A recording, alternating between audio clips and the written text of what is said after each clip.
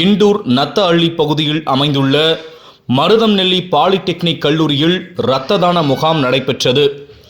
இந்த முகாமானது மருதம்நெல்லி பாலிடெக்னிக் கல்லூரி, சேவா பாரதி, ஆதி ஃபவுண்டேஷன் இணைந்து நடத்தும் சுவாமி விவேகானந்தர் பிறந்தநாளை முன்னிட்டு 16ஆம் ஆண்டு இரத்த தான முகாம் மருதம்நெல்லி பாலிடெக்னிக் கல்லூரி பள்ளப்பட்டியில் நடைபெற்றது.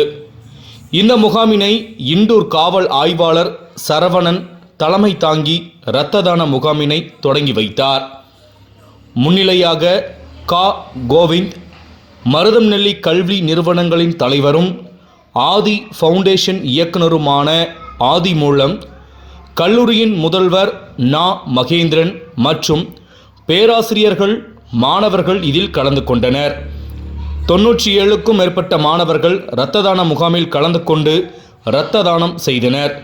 இரத்த தானம் செய்த அனைவருக்கும் மரக்கன்றுகள், சான்றிதழ்கள் வழங்கி பாராட்டப்பட்டது.